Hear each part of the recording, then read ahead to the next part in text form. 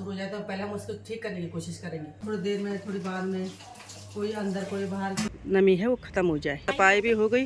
कल में तब बतौला है सूखने रख दिए हैं, जो बंद है वो कट कर दिए हैं। कूड़ों को करते हैं स्वाहा। करते वीडियो आपको अच्छी लगेगी। श्री राधे राधे दोस्तों, कैसे हैं आप लोग? आई होप सब स्वस्थ होंगे, सुखी होंगे, मस्त होंगे। सबसे पहले सभी बड़ों तक मेरे प्रणाम। ना सर से भी तैसी हुआ। आज एक नई ब्लॉग की शुरुआत मेरी 11 बजे बेटे ने होने की।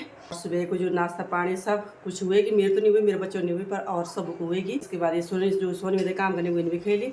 अब हम करना है साफ सफाई। अब बाद हम अपना नाश्ता बनाऊँ तो नाश्ता खाएं। तो आज मैं वही कमरा में आई हूँ, जे कमरा में देवराड़ी माता विराजमान हुई छे। और अबारी माता चली गई, विदाई हुएगी। अबारी नहीं, ब्याली विदाई हुएगी। अबार तो मैं सुबह में आई हूँ। ब्याल से हम का टाइम पर दिन का 12 बजे 1 बजे लगभग विदाई हुए चाहिए। उसके बाद हम यकमो आए तो मैंने बोली यार दिया जलियो छे। मैंने बोली यकमो सफाई कर उचित नहीं, क्योंकि सफाई कल तो फिर दिया भी हटोण पड़। जब तक दिया पूरा नहीं जल तब तक हटोण ठीक नहीं। मैंने कहा दूसरी जगह रखने में ठीक नहीं, तो मैंने ब्याल इतनी करी। मैंने बोला आज सुबह मुकल के लिए आज छुट्टी छे। बाहर सोने भी कर रही है, यहाँ पे मैं करूँगी। ऊपर साफ तो परसों का हो ही रखा है पहले दिन का। कृपा आप सभी भाई बनी रहे। चलो मैं सफाई करती हूँ। अभी दिखाती हूँ मैं कि उधर भी क्या गंदा हो रहा है, कितना संग साफ करना है।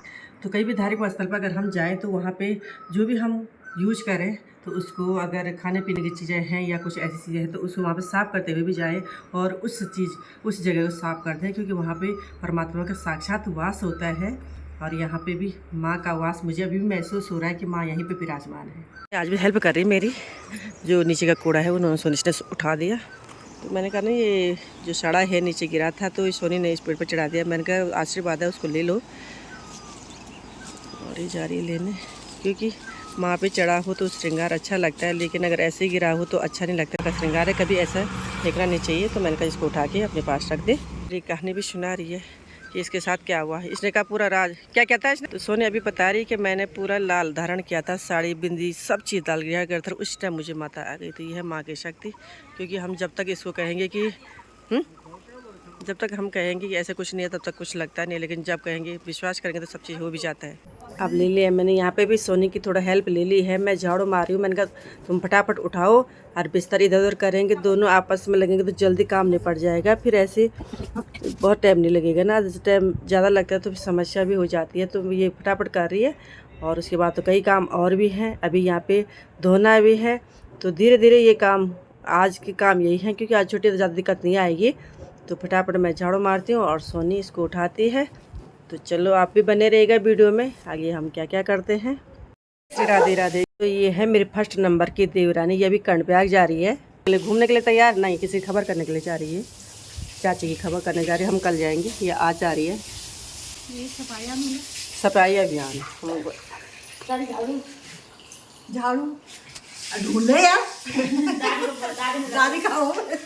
देखो ये क्या झड़का रही है उसको, है ये नहीं कि जब प्यार से बोले नहीं सोनी, ये नहीं कि जब प्यार से बोले। सोनी तो प्यार से काम करे, इसको प्यार से भी नहीं बोल रहा भाई कोई।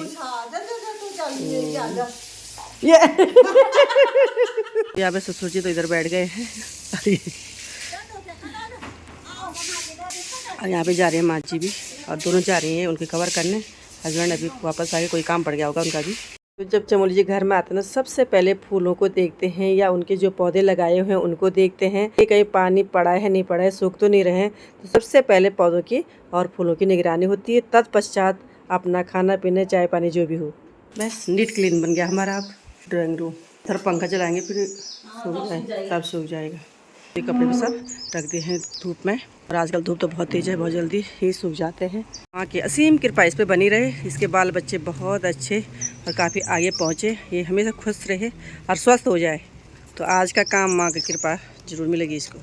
से शाम गाय माताओं को धोने का काम भी इसने शुरू कर दिया है। अब गर्मी हो गई तो गाय माता को धोएंगे, और जैसी गर्मी ज़्यादा चढ़ेगी धूप तो वैसे ही गाय को अंदर बांध देगा। हाँ सफाई भी हो गई, गायों की सफाई भी कर दी। हम नहला रहे हैं। राधे श्याम देख रहा मुझे भी, मेरी भी बना रहेगी। हाँ संडे बोलो तो अब कन्फर्म नहीं ऐ पता कौन में तब बतौल है तब करिए बतौल में तो न मंदा बता दिया है। चलते भी बहुत प्यार से गाय की सेवा करता है। गाय माता की कृपा, कृष्ण भगवान की कृपा इस पर बनी रही। इससे बच्चे बहुत आगे बढ़े। और इसका एक बच्चा हमारे साथ जो मैं ले जाती हूँ इसी का बच्चा है। वो बच्चा मेरे साथ जाता है, कभी कभी और स्टाफ वालों के साथ जाता है। तो बहुत प्यारा बच्चा है, लेकिन उसको पता कम चलता है कि छुट्टी कब है। तो वैसे बता रही हूँ मैं कि छुट्टी के लिए मैं बता दूँगी। अरे पूरे बगीचे की साफ़ सफाई करने लगी सोनी, खुश होकर के उसका साथ से अपना काम कर रही है। दादी भी लगी हुई देखने पे कि क्या क्या कर रही है। सब निगरानी ससुर जी की भी बनी रहती है, कहाँ पे क्या हो रहा है, कहाँ पे क्या हो रहा है। हालांकि बुजुर्ग हो गए लेकिन सुबह से शाम तक इनका भी भ्रमण लगा रहता है। कहीं पे कोई कुछ ख़राब हो गया, कहीं अच्छा हो गया, पानी हो गया, वो सब चीज़ देखते रहते हैं। देखो अभी भी बता रहे हैं ना,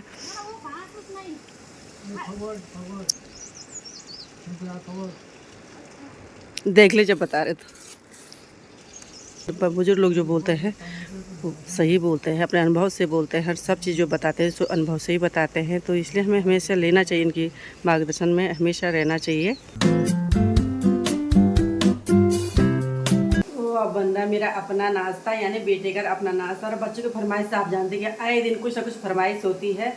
कह रही मम्मी आज रविवार यानी संडे है तो आप कुछ आज नया बनाए, नहीं तो कोई फ़ायदा नहीं कि रोज़ वही बनाते हैं आप। तो मैंने कहा आज नया क्या बनाते हैं, तो मैं लाई थी घर में बंद।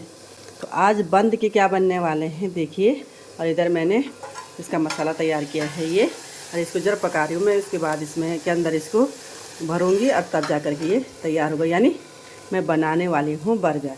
तो बर्गर घर में बना हुआ बर्गर। आप भी जानते हैं कि जो चीज़ें घर में बनाई जाती हैं तो उसमें उतना नुकसान नहीं होता है जितना कि बाज़ार की वाली चीज़ों में होता है। हालांकि ये चीज़ें कुछ कुछ बाज़ार की हैं और बाज़ार की में यहीं बेकरी के हैं जो हमारे पड़ोस में है। मैंने इसको लिया और अब मैं इसमें ये सब्ज़ा वगैरह जो मैंने फ्राई की है और मसाला वगैरह इसमें मिलाया है, तो इसको मैं इसके अंदर भरूँगी और थोड़ा बच्चे का स्वाद भी चेंज हो जाएगा और उसका मन भी हो जाएगा कि मम्मी ने मेरा कहना माना। आजकल बच्चे तो अगर उनका कहना ना मानो तो कहते हैं कि तुम अपना ही चलाती हो, हमारे तो कुछ मानते ही नहीं है। अब मैंने कहा थोड़ा थोड़ा आप भी मानेंगे, थोड़ा आप हमारी मानो तो ऐसे करके चलेगा, नहीं तो एक ही के मानेंगे तो नहीं चलेगा। सही बात है, पुरानी और नई जनरेशन में कुछ अंतर तो है ही। हमें कुछ उसके हिसाब से उनके हिसाब से चलना पड़ता है, कुछ अपने हिसाब से चलाना पड़ता है। अगर हम भी चाहेंगे हम अपने के हिसाब से चलाएँ तो नहीं हो पाएगा। इसलिए दोनों को आपस में सामंजस्य बैठाना पड़ेगा, पुरानी पीढ़ी और नई पीढ़ी को, तब जाकर के परिवार अच्छा चल पाएगा, खुशियाँ बनी रहेंगे, आप स्वस्थ मस्त भी रहोगे। मैंने ये ब्रेड जो बंद है वो कट कर दिए हैं और इस ढंग से मैंने रख दिया। तो अब मैं इसको थोड़ा सेकूँगी। इसमें मैं घी डालती हूँ या मक्खन जो भी होगा, और इसमें थोड़ा सेकूँगी।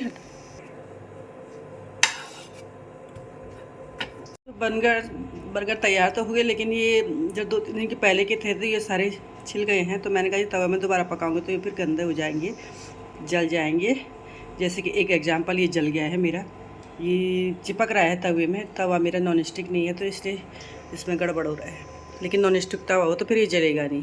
तो फिर दोबारा दिखाऊंगी। इस बार तो बस ऐसे ही बना और इसको मैं खाऊँगी। जो चला हुआ है ये पनिशमेंट मेरा होगा और इसको ठीक ठाक वाला दूँगी। दोस्तों मेरे बर्तन धोने में शुरू हो गए। अभी नाश्ते के बर्तन धोने जा रहे हैं। दिन का खाना तो अभी बनेगा, अभी नहीं पड़ रहा है। और मैंने बेटे ने बर्गर खाया और सभी लोगों ने रोटी सब्जी खाई।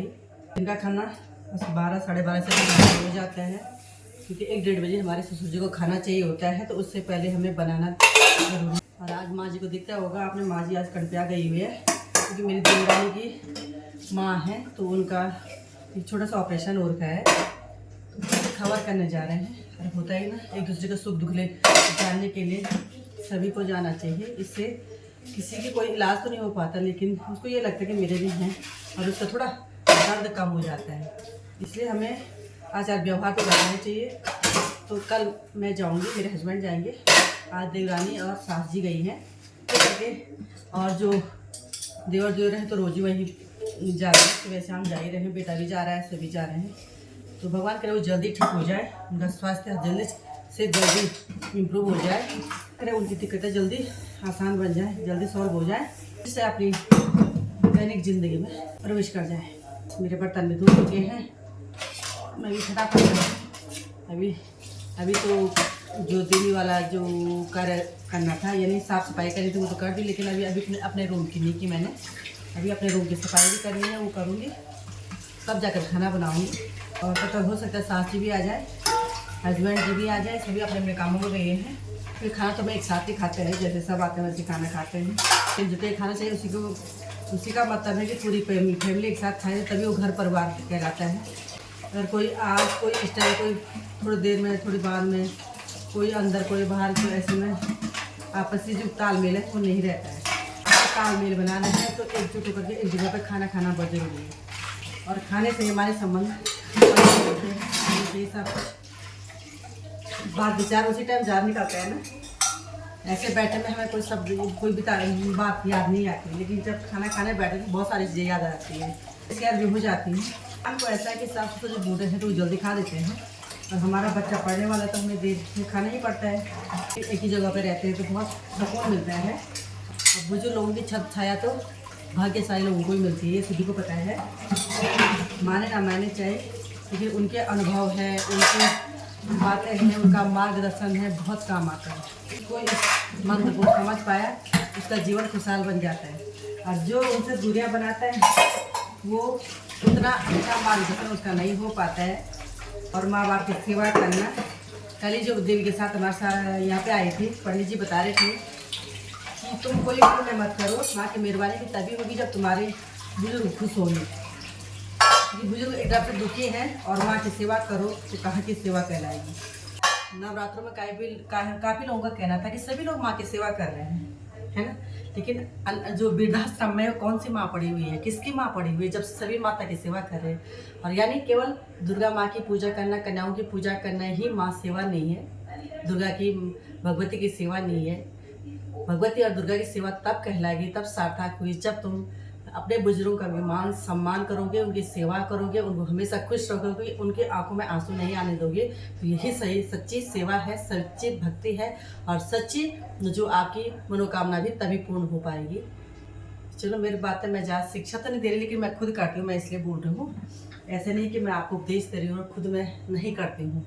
भगवान की दया से माँ ने मुझे ऐसी शक्ति दी है, मेरे अंदर ऐसे विचार दिए हैं कि मुझे लगता है कि मेरे माँ बाप है, और मुझे माँ बाप की जैसे उनकी सेवा करनी है, उनकी पूजा अर्चना करनी है, जैसे पहले उनका नमन करते ही मैं अपने कार्य की शुरुआत करती हूँ।